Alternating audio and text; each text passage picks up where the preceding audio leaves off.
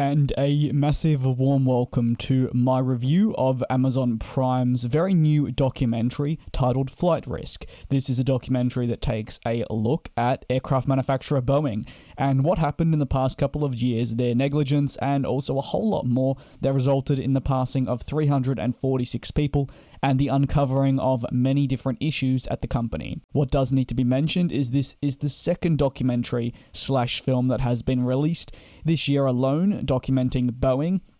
The first one being Netflix's Downfall, the Case Against Boeing. There is a review on the channel and also on streaming platforms if you are interested in hearing that out. I watched this only a couple of days ago, so my thoughts are very raw, and I compiled a list of notes. This is going to be very similar to my review on the chaos at Qantas, where I was discussing the Four Corners report, but of course this time we're taking a look at the past couple of years at American aircraft manufacturer Boeing.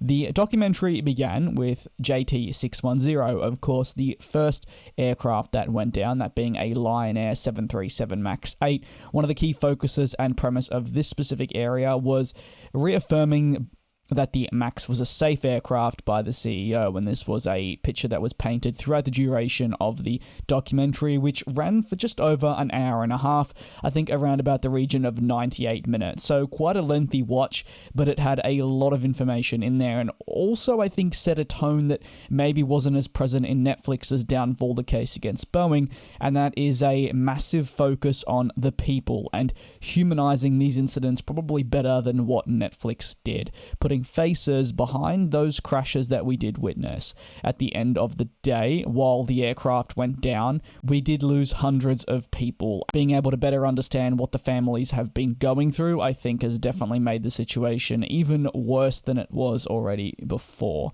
Beginning, as I mentioned, a lot of it was about recapping the 737 MAX being grounded and the difficulties experienced on those supply chain workers, losing out on positions and much more in a very, very difficult period to begin with.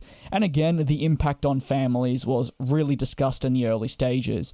The struggling to find those remains and also the inability to go to the site with very, very much last-minute notice and communication being incredibly poor with these families that were attempting to go to the sites where these incidents did take place, that being for both JT610 and for ET302. Now, there are two sides to the case.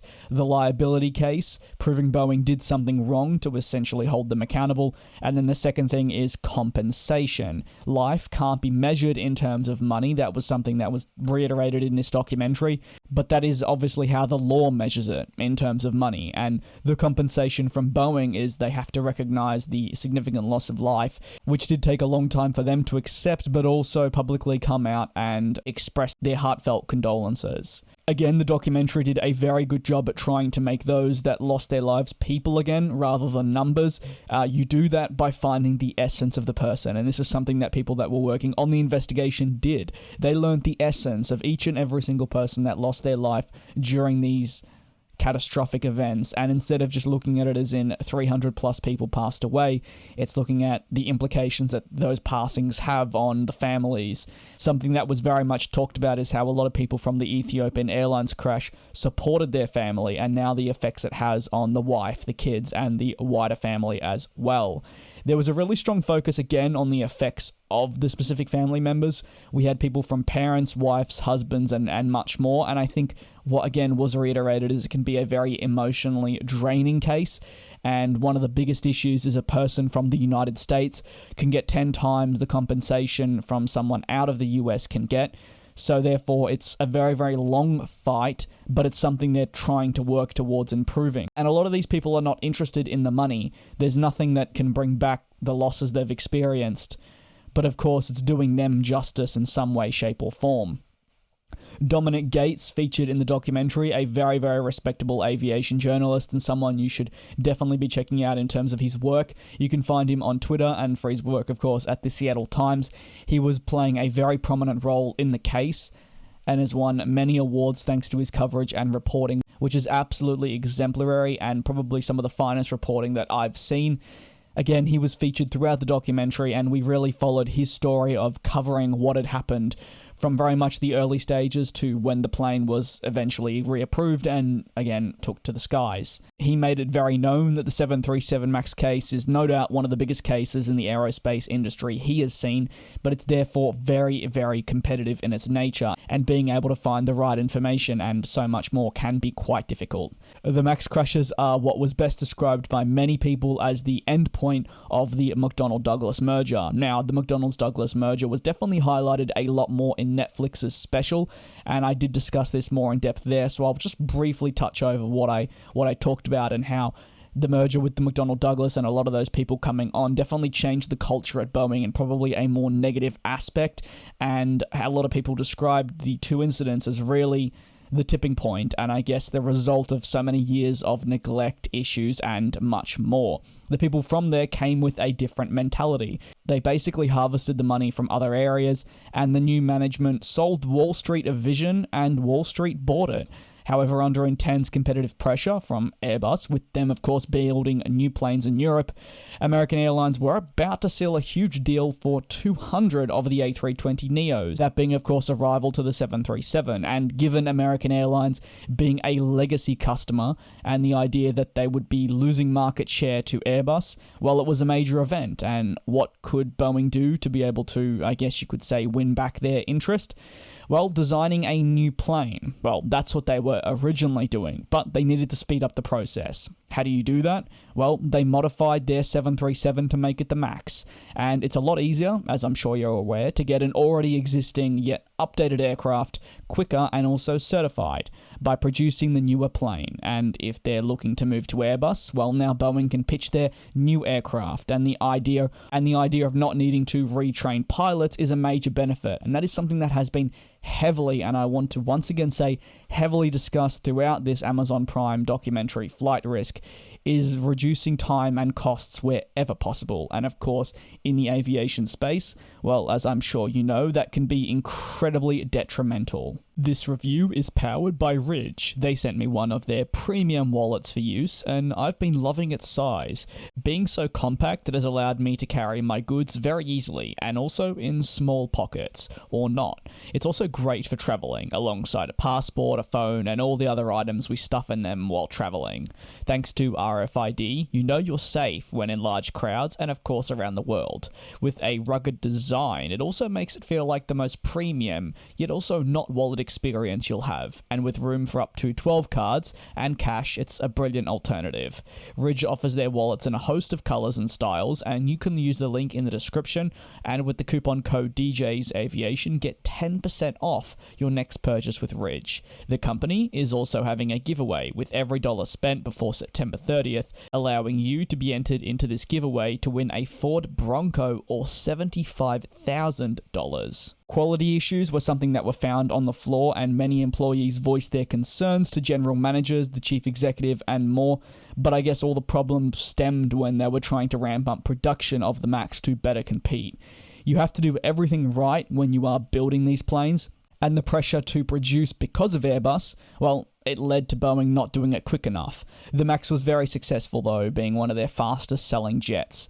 Therefore, it is incredibly important and fundamental to the long-term success of Boeing. A lot of people inside Boeing, and I can definitely confirm this from the people that I've had the chance to speak to, is they had never seen so much pressure on the floor than during this period of production for the MAX. Of course, it was a successful aircraft, but the upper management wanted that plane pumped out as soon as possible, and therefore mistakes were being made, and the planes were being rushed off.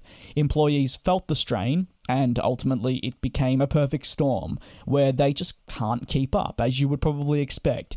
Imagine if you're cooking some food, and instead of doing it very slowly, you're cooking it very quickly. Well, the chances are, some part of it may come out raw. Maybe you might burn it, or you might miss putting in, say, a crucial ingredient that then of course changes the course of the meal that you're going to have to what it should be tasting like. But imagine applying that to an aircraft, and the difference being 300 or 100 or 200 people jumping on board that said specific flight. Of course, two very, very similar examples, but two totally different outcomes. What a lot of whistleblowers said is the people needed a chance, and while people wrote to the board of directors and so forth, the communication just wasn't there, and despite people voicing their concerns, nothing was really getting through. And going up against Boeing is something that is tough, and this was mentioned in the documentary. They've retaliated against those that have gone against the company in the past quite severely, and that means that for some people that are viewing this from afar inside the company and are voicing their concerns, there's not a whole lot they feel they can do. Many people, and again, one of the whistleblowers did very much discuss this, many people were seeing the issues, but were too scared to speak up. At one point, though, this whistleblower said he just had enough and he needed to say something for the greater good, even if it would cost him his entire career. Of course, he's not now able to work in the aerospace sector. The factory was best described by him as being chaotic, dangerous, and just disarray. He demanded specifically that the FAA were to go in thoroughly and investigate the factory. However, while the MAX was grounded, they continue to say that there was nothing wrong and the factory conditions didn't play a factor into the two downed planes. Boeing said after the first incident it was a one-off, but the second report was seemingly identical, and that's when I think people started to know that there was a lot more to this than it just being a one-off. Market pressures were also something that was very present. Boeing were resistant and kept talking about an investigation. Their CEO testified at the time, saying it was pilot error. But the thing is, the pilots did not actually have a chance when you take a look at what happened inside that aircraft.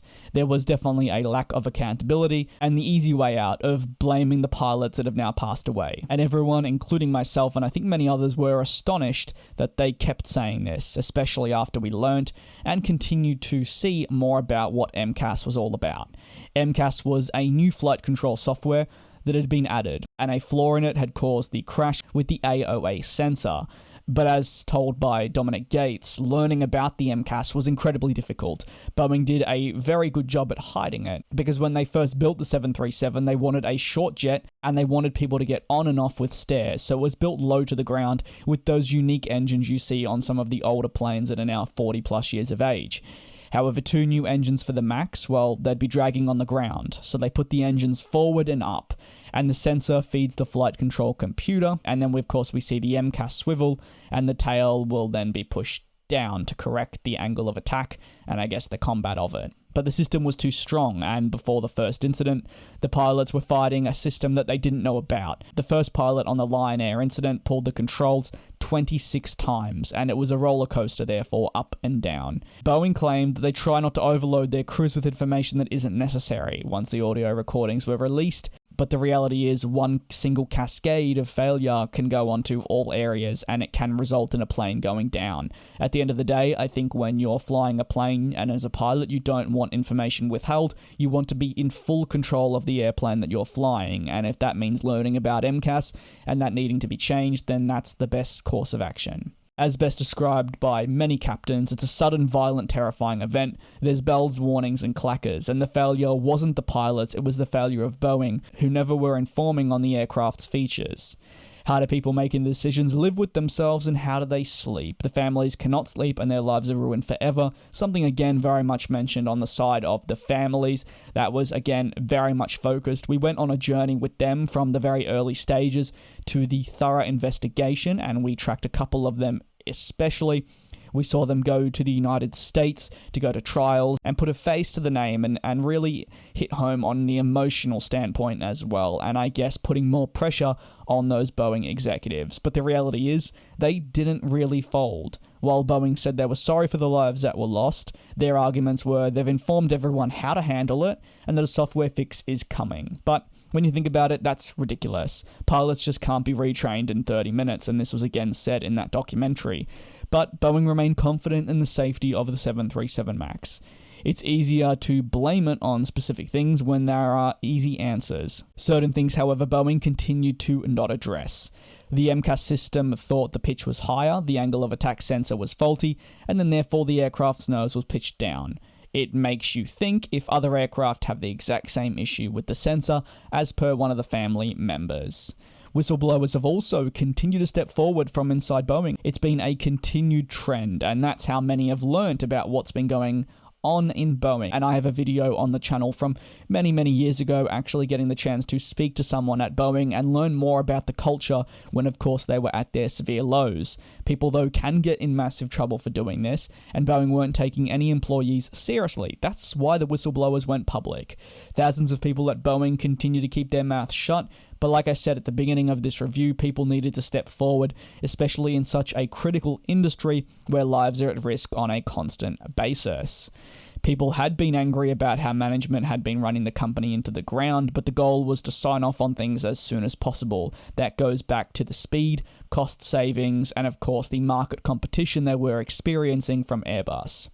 Families, again, a very, very heavy talking point, but they were able to connect around the world for all the wrong reasons, but they're now a family that they didn't choose to be a part of, but one that is incredibly important to each and every single one of them.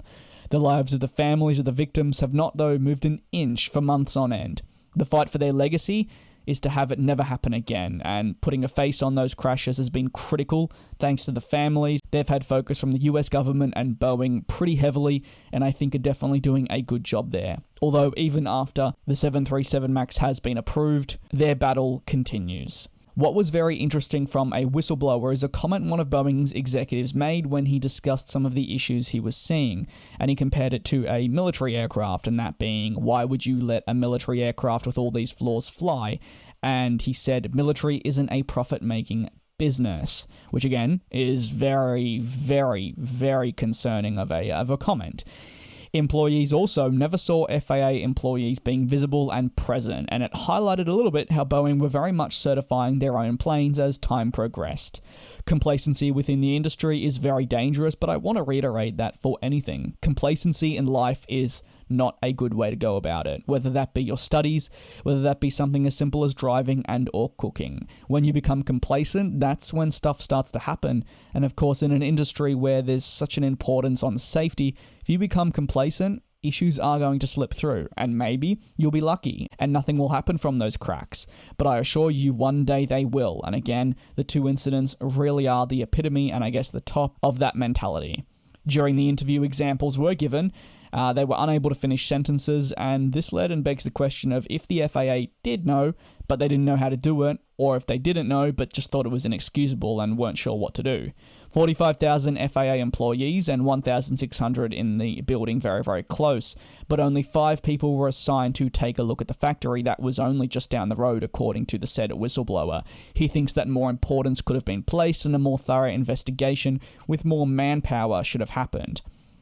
He also said that Boeing will be cutting corners always to get a competitive edge. Sometimes the corners they cut can result in people passing. Unless MCAS was adjusted, we learned of a report that 15 total aircraft in the MAX family would crash in its lifespan. A very important report, and a lot of people asked why didn't they just act when they knew about that?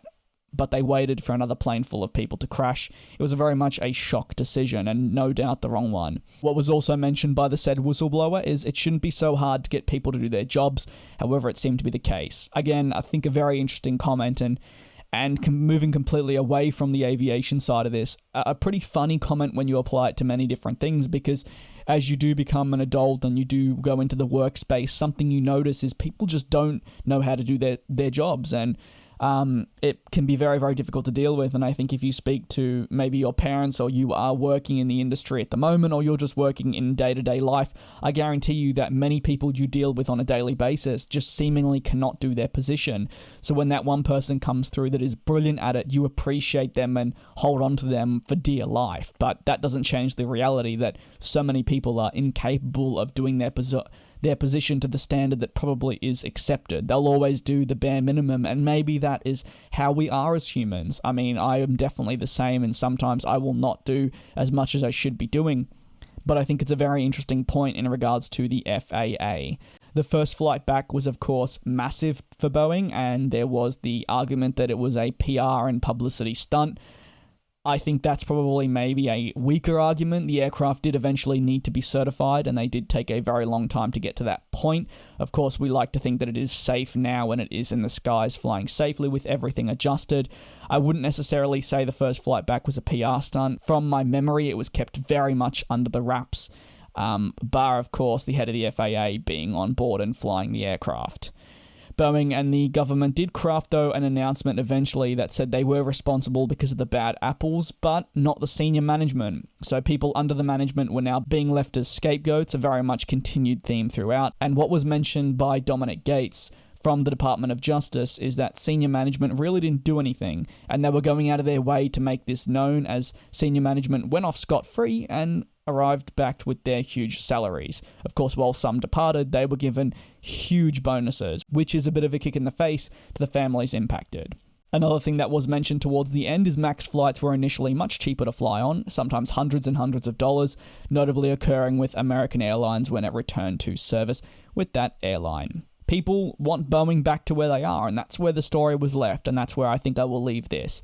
People want that Boeing culture back. Is that changing? 100%. Can Boeing return to being one of the greatest engineering companies in the world? Yes, everyone can. Anyone in the position they once were has that opportunity. It's not something that will come overnight. It's something that will take a lot of time, the regain of the trust, and again, implementing a culture where people can be proud of what's going on at Boeing. The people that work at Boeing can be proud. With various leadership changes, that is well on its way to being proven, but there's still a long way to go, and it's not going to say have happened in the last couple of years. We still have some time to go. But again, Boeing is a very, very important company, and I'm going to be following them closely as the years continue. Of course, whether that be through the ups or the downs, hopefully ending at a point where, again, like I said, Boeing can go back to being the greatest engineering company in the world, because I think that's what a lot of us would absolutely love to see. I know that for a fact. This has been my review on Amazon Prime's Flight Risk documentary and just a general discussion. Overall, a great documentary. I think, though, this should probably be the last one on the topic. I think we've definitely not necessarily exhausted the story, but in terms of a visual representation, I think we've covered everything that needs to be covered, and I'm not too sure whether there's room for another angle. I think this one did a brilliant job at really getting onto the emotional side, and then Downfall, the case against Boeing, did a great job at discussing the investigation. So they both had their pros, and they both had things that they lacked, but at the end of the day, if you put them together, you get a very, very nice representation of what took place. With that being said, thank you very much for watching my review and listening at the same time. I do greatly appreciate it. If you have any thoughts or if you have taken the time to watch it, let me know below in the comments, as I'd be very interested to hear your take. Thank you so much once again. Your support is greatly appreciated. Do take care, do be safe, and stay tuned for more aviation content coming very soon.